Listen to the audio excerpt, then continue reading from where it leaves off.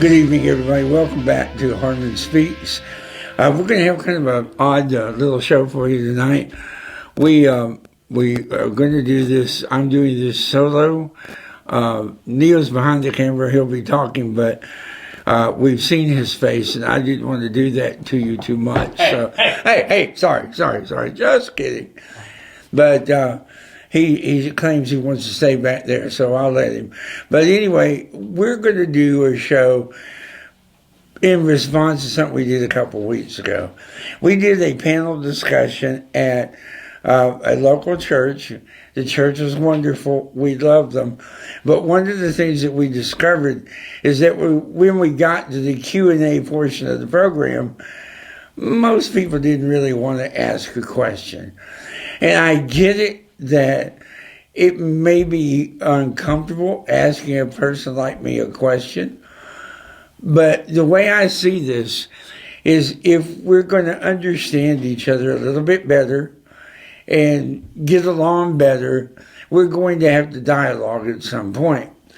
And I voluntarily put myself forward because I'm willing to listen to the questions and answer them to the best of my ability. I'm not saying that I'm the best spokesperson for this, but I'm willing to do it. So what I hope that we can do is, as we go around the county doing more church visits and community center visits and that sort of thing, I hope we can encourage the audiences that come to ask their questions. Don't worry so much about whether you think they're polite or impolite, as long as you know that if you know they're terrible, then come on. But as long as they're reasonable, I think we ought to talk about it. Don't ask the question if you don't want the answer. Yeah, well, no kidding. I may give you an answer you don't want. That's right. Anyway, Right.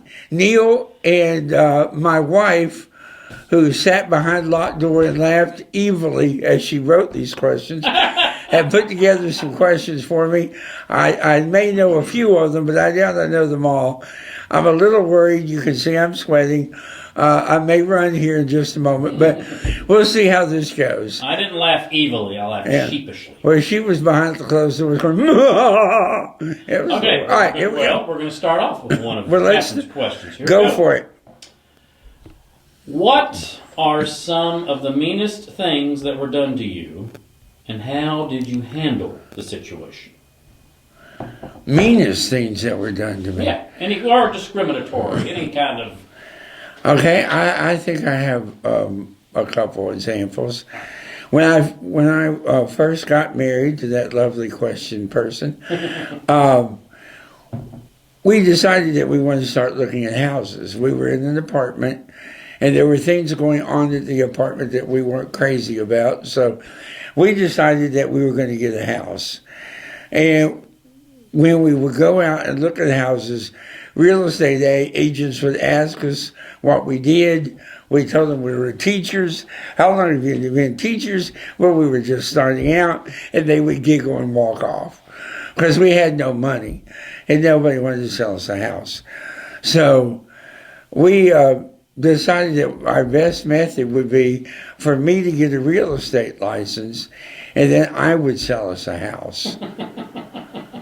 And I did it. Sounds pretty clever. So laugh all you want, but it worked. Dang, that worked. It did work. Yeah, I sold the house to my next door neighbor, and then I bought the house right by him. I did not know that. It is the truth.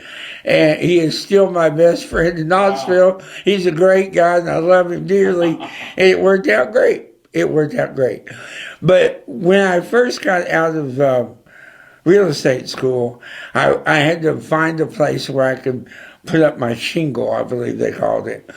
And I went to a real estate agency. I won't name any names, don't worry. And I met with a guy, I assume his name, if you switch the letters around, spelled Butthead. And I was talking to him about selling houses for him. And he looked at me for a few minutes, and he put a lockbox on the table in between us. And he said, I don't mean to be a jerk here, but can you unlock a lockbox? Yes, I can. And I thought about telling him what I thought of the request, but I decided I needed the job, and I was going to swallow a little pride to do it. Great restraint. I did. I did not throw it at him, but I picked it up, put the key in, unlocked it, and put it back down on the table. And he stood there for a moment, and he said, well, I'll be honest with you. He said, I'm going to have to offer you the job, considering what I'm about to tell you. But I don't believe that anybody's going to buy a house from a man they can't shake hands with. And I said, first of all, you can shake hands with me if you choose to. And secondly, I wouldn't sell a house for you if you gave me quite twice the commission. And I turned around and walked out of the shop. I did not want to work for him. I thought he was a jerk. And when I got a real estate job at another office, after a few months, I became the agent of the month because I sold the most homes. So I did pretty well. And most people didn't seem to care if I had a hand or not. And if I ever had a problem with the lock, most people would offer to help.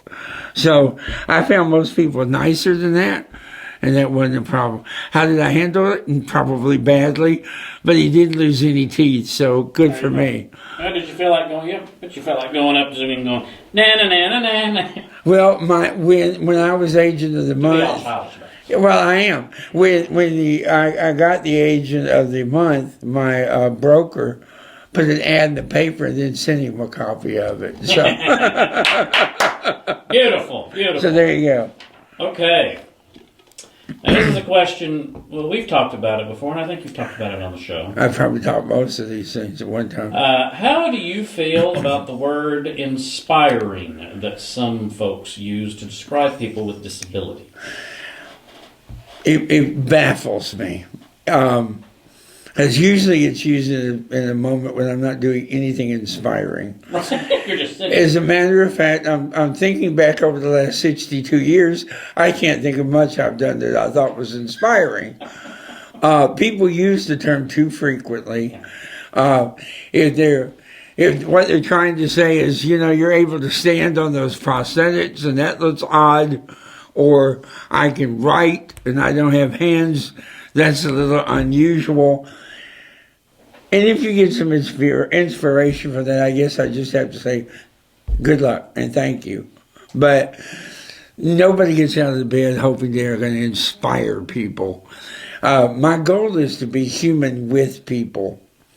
I had a discussion at Spark about this today. I don't believe in that myth of the super disabled person. I don't like that idea that we have to somehow have dived down to the airplane to rescue somebody and we fell all the way to the ground and I broke my arms off and my feet, but now I'm good. I didn't do that. I wouldn't have done that. I would said, bye, I'm sorry, you're going to die now. And I would have not done that. And most of the people I know who have disabilities live very determined and beautiful lives, but are they inspiring? Maybe. Yeah. So, in response to that question, kind of the same league. Okay. So instead of saying that someone's inspiring, what's another good way that folks can become an ally to the disabled community? By having conversations with us, by doing things with us, sit down and have a meal, meet my family, talk about normal things. It doesn't have to all be about my legs or arms. I do talk about other things. I read a book once, and I've seen I'm an English major. That was a joke. I have a whole library. But, and I've seen a movie or two. I can talk about other stuff. So you dabbled in politics. Badly. But there are certain experiences I've had I can talk about. So just find out what those are and talk to me. I think genuine conversation can go a long way to dispelling this need to inspire, which I just think is artificial. It's not that I'm not flattered when somebody says it. It's just I don't understand why. Because I'm not doing anything but living my life. So We're all doing that, and I've seen a lot of people live their lives in beautiful ways, but I'm as messy as the rest of them. So, All right, back to another Catherine question. I'm a little worried, but go ahead. Oh, no. It's gonna be This is okay. an interesting question. She's an interesting woman. What perks, or have you ever gotten any perks because of your disability? Because of my disability. Yeah. I don't know that I look at them as perks. I have handicap parking, which nobody calls it that but me, and I'm a gorilla. It's not A parking for disabled folk. The reason I get it is because walking can be a problem at a long distance. It was a highly fought after law Yeah, it is. It is. for years. And several years ago, when Catherine and I were both younger, we went out to a restaurant. It was icy out. I stepped out of the car and flipped like this and landed on my back. And I said, that's enough of this. So I have handicap parking now. But in Knoxville, that's not an easy guarantee because everybody has handicap parking, even the people who don't need it. And it's very hard to get the spaces. So I don't know that I would consider that a perk. I don't know of any others. I mean, every now and then somebody tries to usher me in front of a line or something like that. I don't usually do that kind of thing. It makes me uncomfortable. I accepted that once when I was in Paris and I was trying to get into the Louvre. And a guy came and got me as I was wearing shorts and you could see my prosthetics. And he took me under the pyramid of glass. And there's a tube that's an elevator. And we walked on it, he used the remote control, and it sank into the ground. And he said, you get to be the first man into the Louvre today. I was like, yes! And I said, where do I get my ticket? And he goes, no ticket. Enjoy. And I had the Louvre by myself for 15 minutes. Oh, It was so cool. I really liked it. that's a perk. That's a perk. That was But a that's good a, perk. that's, you know, that's a well-earned perk. That's a good perk. I didn't eat anything or break anything or do anything bad. But it was funny. I did get to see Mona Lisa in the room by myself. That was cool. But Awesome. Venus de Milo and I chatted for a little while. It's nice. All right. And we've talked about this before, but what can't you do because of your disability? Algebra. Algebra 2. Trigonometry, calculus. I don't think that's because of your disability. It has nothing to do with my disability. It has to do with my mindset. You're an English major. Well, I don't have a mind for that. I hope I someday wish I could. But fortunately, my children seem to be taking after their mother and doing well in math. So, Oh, thank God. yeah, I know. No kidding, right? Otherwise, they'd be sitting home going, 1, 2, I don't But know. we've talked about this before. We did a show on several things. Yeah. You did a show on how you drive. You did a I can show drive, yeah. We did a show on your walking Yeah, and then walking in the neighborhood. So I do that quite a bit. There are things you probably... There are things I cannot do. I can't really play an instrument. I have a hammered dulcimer, and I have bands that go around my arms where I can put the little hammers in, but I've never really learned to play it. I bought it on a whim, and it's still sitting in a corner. I don't know how to read music, and I think somebody's going to have to sit down and explain this to me. I can't just find a video online and learn to play. So I don't know how to do that yet. When I was a kid, we had a piano at my house, and I always wanted to play the piano, but it doesn't work. Yeah. I did come up with a song for 3 fingers that I like, and it's cute. You laugh, but it's good. It was Is it good? No, Oh. but I like playing it, and And that's all that matters. that's all that mattered. I had a great time. My sister used to play, and I like to listen to her play quite a bit. Now we have a piano in my home, and Catherine can play, and CJ can play. Here's a question somebody would ask when we're Okay. talking about what you can't do. Okay? Can you read? Can you hold? You can hold a book. Yeah. Physically hold a book. Sure. Let's see if I can reach one. Can you reach that one? You get it. Try. Here we go. Look at you. Yeah. Yeah. Now, I prefer to leave them on the table. Sure. It's easier to do this. But if I am somewhere where I can't, then I usually do it this way. Do it just like that. And I'm looking at it. It's the Bible. Perfect. I've read the Bible already, so I'll put it aside. Actually, I have a long time ago. So, it's just commonsensical things that probably... I can't button the top button of my shirt. That's my practical one. But I don't have a neck, and I never like to wear ties, so I don't care. I don't wear ties to church. I don't usually have to wear them, so they're going the way of the dodo bird, I hope. So I don't wear those anymore. If I need to wear one, and I wore one, I guess, about a month ago to a funeral, Catherine helped me with that. But let's see. What about household chores? Mowing the yard? Could you if you had to? I used to. I've gotten old now, so I hire it out. So, Yeah. and I go out and go, y'all doing a great job. Hand them their money every week, and let them go every 2 weeks. That's the easy part. Yeah, I don't do that anymore. But we live on a pretty steep hill, Right. and I thought that would be a bad idea for me. Be a bad thing. Yeah. But we've talked about it before. Anyone, any disabled person can do anything. Yeah. If they put their minds to it. Right. That's They right. got to want Right, to do it, or want to try, Right. at least try to. right. And there's really nothing around the house I can't do if I wanted to. Do I want to? Not many of them, no. But You're excellent at watching movies. I'm very good at watching Netflix. This is one I kind of came up with. Okay. There's a couple on here I came up with. Has the U.S. properly addressed issues that disabled people face on a daily basis? That is a very, very good question. And I'm going to say yes and no. It's a little bit of yes and a little bit of no. First of all, they passed the Americans with Disabilities Act, which made put into place a lot of guarantees for people with disabilities.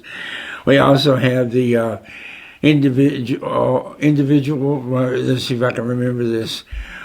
Individuals with Disabilities Education Act, IDEA, which was passed in 1975, right before I graduated high school. Thanks for the help, jerks. But anyway, Perfect time. yeah, I was almost out, but go ahead, do your little bill. But both of those were very helpful and continue to help people today. There are places like in Chicago, instead of taking a building and say, okay, make sure you make it accessible, everything that they build now, they try to build with the idea of accessibility put in it. Like, they don't put in curb cuts every so often so that you can get a wheelchair up on a sidewalk. They try to make the whole sidewalk ramped. Because it's not just for people with wheelchairs, it's also with people with shopping carts or moms with baby carriages. All of them need that sort of thing. And of course, people using wheelchairs need them too. So they should be for everybody. And if you build the sidewalk where it's accessible everywhere, then people can get on it no matter where they want to. And buildings should be built with that in mind as well. Mm-hmm. So your elevator should always be in Braille, so people with vision loss can use the elevator, and the room numbers should be in Braille. Mm-hmm. And I don't know how all that signage works, but having it there where the people who are vision impaired can use it just makes sense. Right. And if you're going to have a reception desk in a building and your desk is really high, why don't you just put a sign on it going, if you're not taller than this, just go home. Why else would you build it? I don't understand why a receptionist would ever be high. Now it looks like a Subway counter. Right. And what do they say? Restaurant. Right. So I think some places are really doing more than others. So when they build new buildings, is there a there's a code there. Several codes, yes. Yeah, so there is a department. Yes. local department that has to go and inspect and make sure it adheres to the... It's not just a department. Sometimes it's a citizens committee. I've been on them before. Okay. When they build new schools, Yeah. you have to have a certain number of handicap accessible bathrooms and that sort of thing. Yeah. I've always wondered that. Yeah. So you meet with the architects and go over the plans and talk about it, meet several times and make sure you deal with all the issues. And then when the building is mostly done, you do a walkthrough and see how it turned out. So, yeah, they do that. I've always wondered that. Yep. Has technology changed your everyday life, and how? I don't use a typewriter anymore.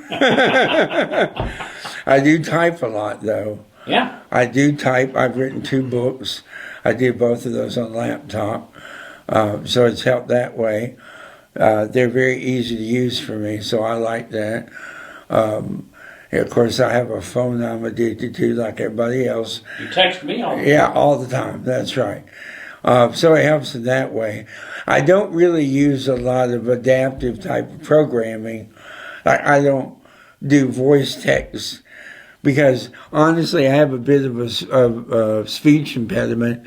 And when I talk, they'll print up a word I never intended. So, and that can make me crazy. Gotta be careful about that, too.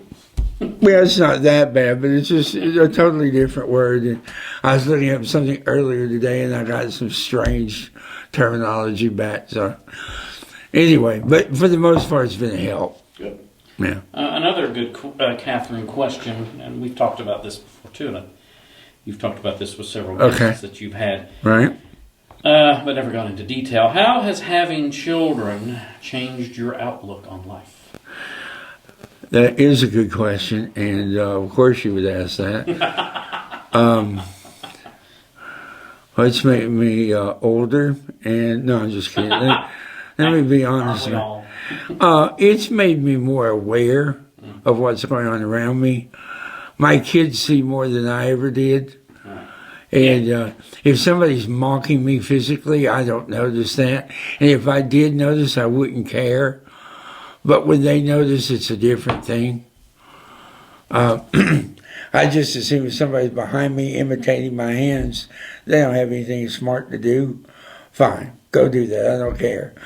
But when my kids see it, that makes me angrier because I need them to think that I'm a dad doing my... Well, I don't want to be... Well, not Superman, but... But a dad to take care of them and does his job. So... I don't really want to be mocked in front of them. So that could be a bit of a problem. But other than that, I think I know the kids really well. They know me well, and we coexist and do well. We do fine. That's all you can hope for. Yeah, I hope so.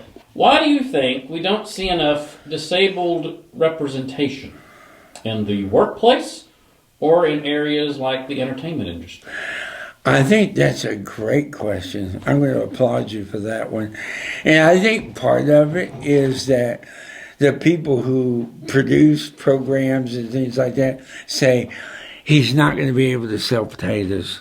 It's an image thing. Yeah, look at that guy. What they perceive. Right. Maybe we aren't pretty enough. Maybe we don't look like enough people to make everybody look comfortable.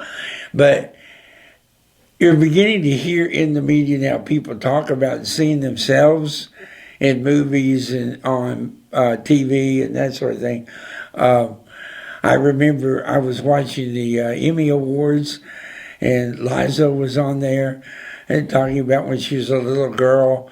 She would hope and pray that someday a large black girl would be on there singing. And she said, Lord, I didn't know it was going to have to be me.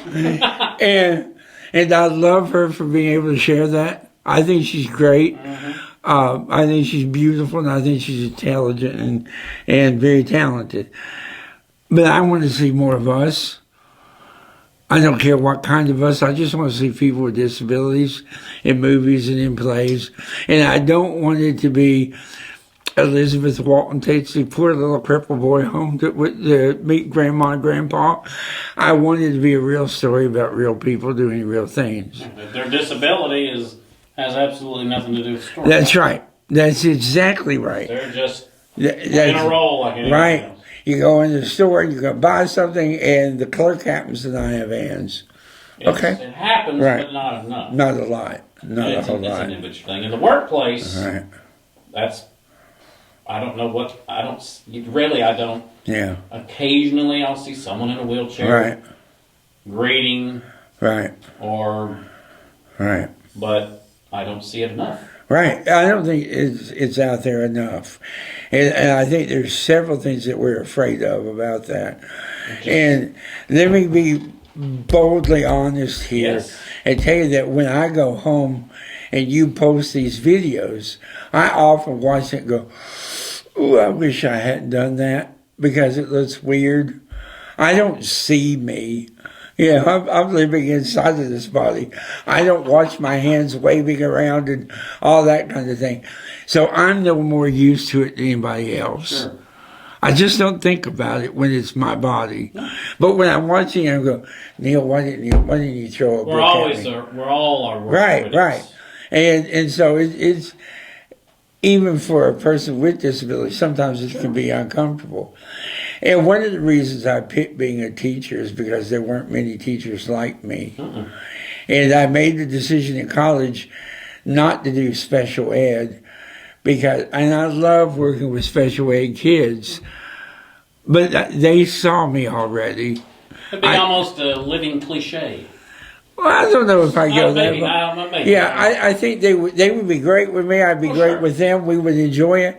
But I wanted to sit in that classroom with the kids who didn't think they have disabilities and show them that a guy like me can do okay. Yes, indeed. And I think I've done that over the 85 years I taught. So. All right, another good Catherine question. This is a really good one. I'm going to have to be nice to her. I know you are. Okay.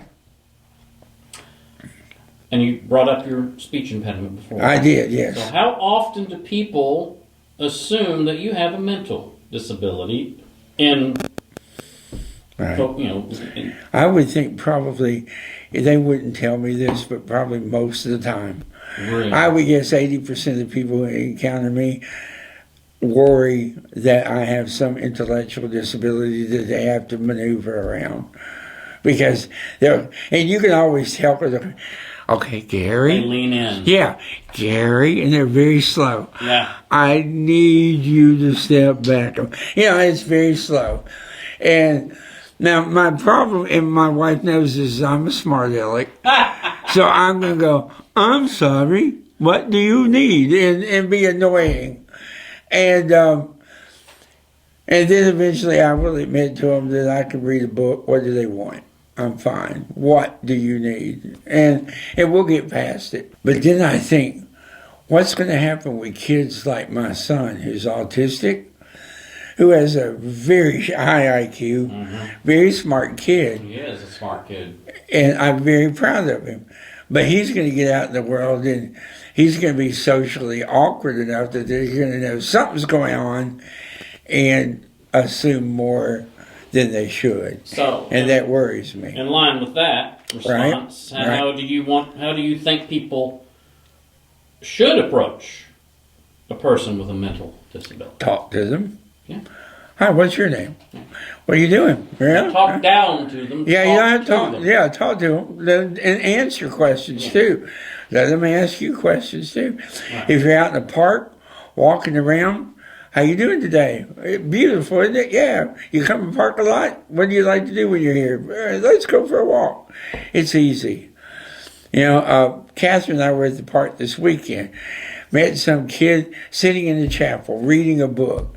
And I went over, we started talking. He didn't care I didn't have hands. I didn't care anything about him. We sat and talked and got to know each other. That's how it's supposed to work. That's called humanity. Right. Great guy. All right. And that... He was reading a book on how to date in the modern world. And I said, good Lord, boy, if you need a book on it. And you're not doing it right. Yeah. I found a couple of awkward questions that people sometimes ask. If this These goes are on. awkward questions that people have actually asked. Okay. Go for it. And then people actually ask this question. How do I shake someone's hand if they only have one? I think that's a good question. We were talking this today at Spark. They were talking about how I get too snippy if somebody asks me that, and that is not true. What I don't like is for people to assume how to do it. And I was trying to explain this. I don't know if I did a very good job, but people do different things. Like they'll reach in and grab my upper arm and shake that. Why? Why? I don't know. And that's very strange. I'm going in for that. You're ready to. Well, I'm like, what are you doing? It's uncomfortable. I've had people grab up my arm here to avoid the hand. I know what you're doing, and it's not shaking. It's not friendly, and I don't want you to do that. And I don't have any problem if somebody says, I'd like you to shake your hand, but I'm not really sure how. That's fair. I'll show you. And it's really simple, and I don't mind doing it. I never mind doing it. But if you're just going to start grabbing and shaking me, I'd rather you didn't do that. So I just find that very strange. This is this was listed as an awkward question, Okay. but I think it's an interesting question. Okay. It's subjective like everything else. Okay. Do you think it's harder to live with a physical disability or an intellectual disability? I don't know. I've only done the one, so Exactly. I don't know. Yeah, I can't answer that. And one of the things I try really hard not to do is to try to rate what I think of the different disabilities. Good. If you want to scare me to death, tell me I'm losing my vision. Yeah. But I am slowly. And hopefully it won't before I run out of time. Right. But I don't know how to live without vision, but I know a lot of really great people who are having a great time doing it. So it's fine. Mm-hmm. And, there's a history of dementia in my family. So in my own way, I may have to experience this at some point. Right. So enjoy your life. Don't worry about what your disability may be. And one more awkward question. Okay. This was funny. I kind of like the awkward questions, actually. Someone asked this question. Okay. Can I date someone with a disability? Absolutely not. No. We all take vows of celibacy at birth. And I also, because I was a teacher, took on a vow of poverty and obedience as well. So, no. Of course. It's just like dating anybody else. Right. You get to know them a little bit. If you feel comfortable, ask them out.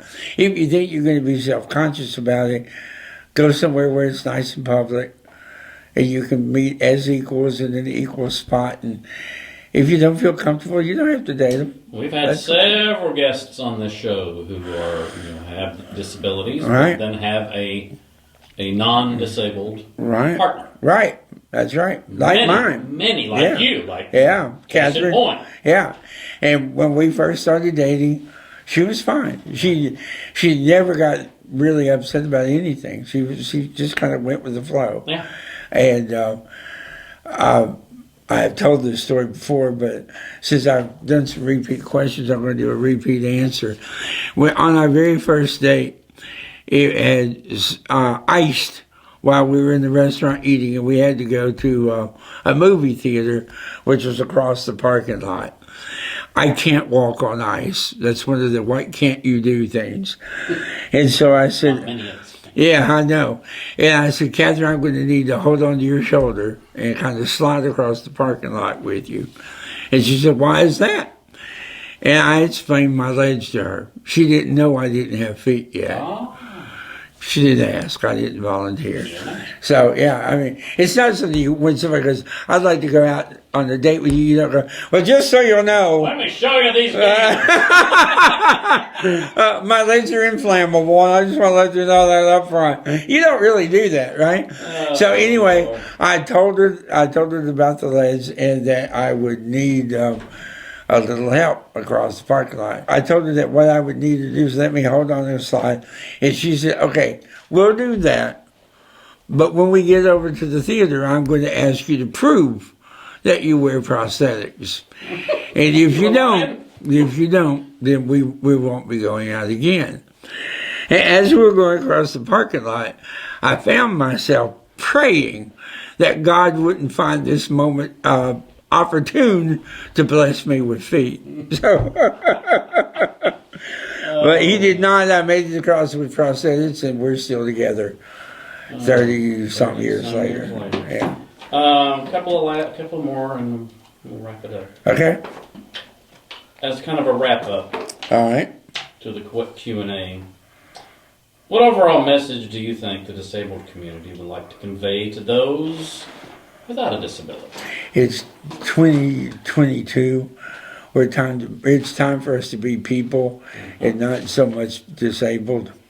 But labeling? Yeah, I don't care what you call us. Yeah. Just let us live our lives. Bring us into the public. Invite us in. If we have jobs, then accept that we have jobs. Talk to us. Treat us like anybody else.